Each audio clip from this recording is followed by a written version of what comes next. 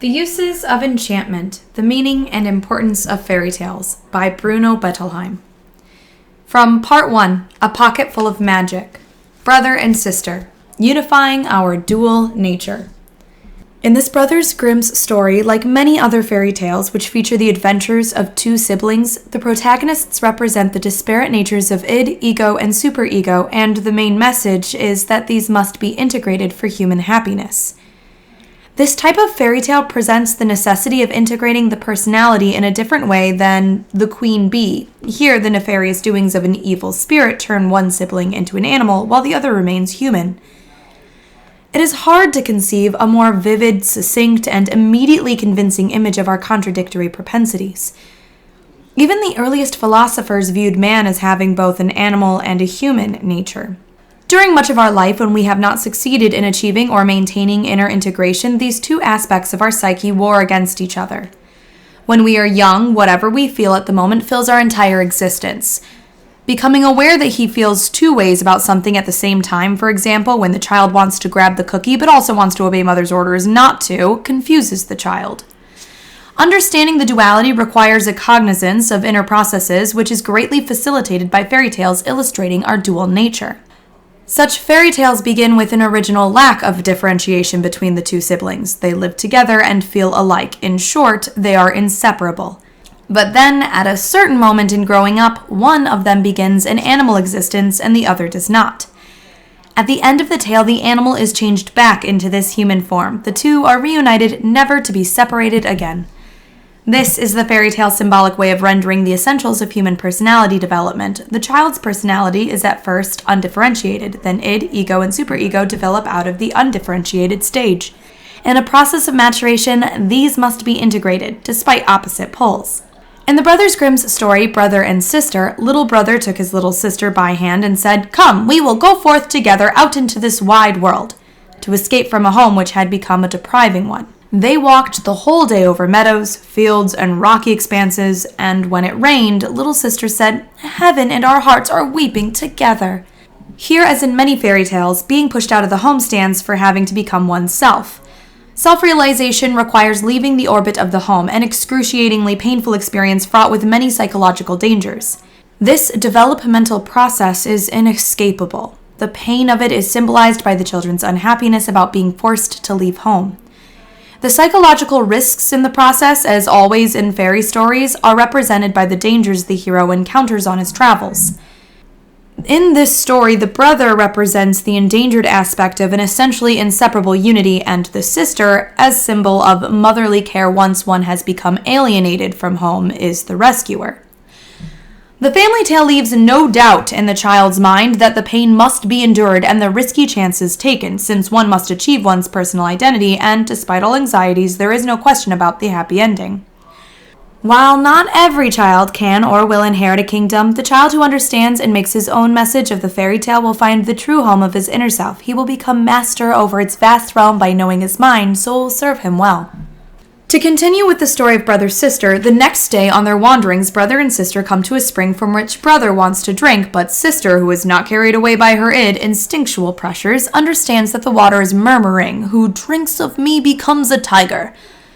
Because of her entreaties, her brother abstains from drinking despite the prompts of his thirst. The sister, representing the higher mental functions, the ego and superego, warns her brother, who, id-dominated, is ready to permit himself to be carried away by his wish for immediate gratification of his thirst, no matter what cost of doing so. But should the brother give in to the pressure of the id, he would become asocial, as violent as a tiger. They come to another spring, which warns that it has the power to change the drinker into a wolf. Again, the sister, representing ego and superego, recognizes the danger of seeking immediate satisfaction and persuades the brother to resist his thirst. Finally, they come to a third spring, which murmurs that its punishment of giving in to id desires is a change into a deer, a much tamer animal.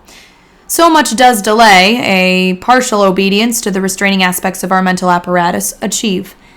But as the pressure of the id, brother's thirst, increases, it overpowers the restraints of ego and superego. The sister's admonitions lose the power to control, and as the brother drinks from the spring, he turns into a fawn.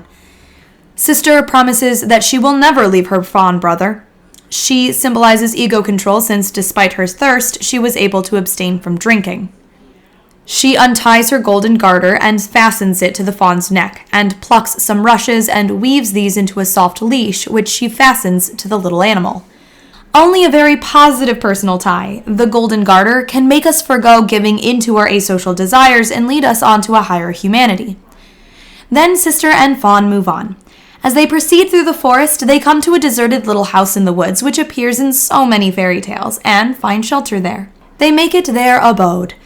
Out of leaves and moss, the sister makes a bed for the fawn. Each morning, she gathers roots and berries for herself, and for the fawn, tender grass. The ego provides what the person needs. All goes well as long as the id does what the ego bids it to do. If brother just would have had his human form, it would have been a marvelous life. But until we have achieved full personality integration, our id, our instinctual pressures, our animal nature lives in an uneasy peace with our ego, our rationality. The fairy tale tells how when the animal instincts are strongly aroused, rational control loses the power to restrain. After the sister and fawn brother have lived happily for some time in the wilderness, the king of the country arranges for a big hunt. When the fawn hears the blowing of the horns, the barking of the hounds, and the merry shouting of the hunters, he says to his sister, "Let me out to join the hunt. I can't stand it any longer," and begs so long that at last she consents. The first day of the hunt all goes well, and at nightfall the dear brother returns to his sister in safety of their little hut. The next morning he hears again the tempting noises of the hunt and becomes restless, demanding to be let out. Toward the end of the day, he is slightly wounded in the leg and manages to limp home, but this time the deer with his golden collar is observed by one of the hunters who reports it to the king. The king recognizes the meaning of the garter, and he orders that on the next day the deer is to be pursued and caught, but not to be hurt. At home, sister takes care of brother's wound. The following day, despite her tears and entreaties, the deer forces her to let him out again. In the evening, not only the fawn, but the king too comes to the hut. Captivated by the girl's beauty, the king asks her to marry him. She agrees, provided the fawn will live with them. For a long time, they all live happily together. But, as so often in fairy tales, 3 repetitions of the same ordeal, the 3 days the deer was being hunted, are not sufficient for the final resolution. While brother has undergone his ordeal, which could become his initiation to a higher form of existence, the sister has not. All goes well until one day, when the king is out hunting, the queen gives birth to a boy. The king's absence when his wife gives birth indicates that this is another transition, the greatest miracle of life in which others, even the husband, can be of only limited help. Childbirth represents an inner transformation which changes the girl child into mother. Like all important transformations, it is fraught with great dangers. Today, these are mainly psychological. In times past, women's very life was in jeopardy because so many died during or in consequences of childbirth. These dangers are given body in this story by a witch stepmother who, after the child has been born, insinuates herself into the queen's life by assuming the form of her lady-in-waiting. She entices the queen, who is sick from childbirth, to take a bath, where she causes the queen to suffocate. The witch then has her own ugly daughter take the queen's place in the royal bed. At midnight, the queen reappears in the nursery to take her child into her arms and nurse him, nor does she forget to take care of Roebuck. This is observed by the nursemaid, who doesn't tell anybody for a while. After some time has passed, the queen begins to talk during her midnight visits with her child and says, "How is my child? How is my dear? Twice shall I come, then never more."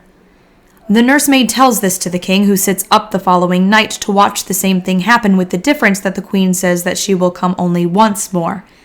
The third night, when the queen says that she'll never come again, the king no longer restrains himself and calls her his beloved wife, at which she comes back to life. As there were 3 repetitions of the brother trying to drink from a brook and of the deer running out to join the hunt, so there were 3 visits by the dead queen to her child during which she spoke the verses. But the queen's being restored to life and reunited with her king still leaves her brother in his animal form. Only after justice has been meted out and the witches burned to ashes does the fawn regain his human form, and sister and brother lived happily together until their end. No final word is said about the queen's living with the king or her child because the two are of little importance. The real issue of brother and sister is that the animalistic tendencies in man, as represented by the deer, and the asocial ones symbolized by the witch, are done away with, and this permits the human qualities to blossom. The discrepancy in human nature indicated by the sisters and fawn brothers' existence is resolved through human integration as brother and sister are reunited in their human form. In the story's ending, two strands of thought are combined. Integration of the disparate aspects of our personality can be gained only after the asocial, destructive, and unjust have been done away with, and this cannot be achieved until we have reached full maturity, as symbolized by sisters giving birth to a child and developing mothering attitudes. The story also suggests the two great upheavals in life, leaving the parental home and creating one's own family. These are the two periods of life when we are most vulnerable to disintegration, because an old way of life has to be given up and a new one achieved. In the first of these two turning points, brother gets temporarily swept away. In the second, the sister. While no inner evolution is spelled out, its nature is implied. What redeems us as human beings and restores us to our humanity is solicitude for those whom we love. The queen, on her nocturnal visits, does not try to satisfy any of her own desires, but worries about others who depend on her child and her deer.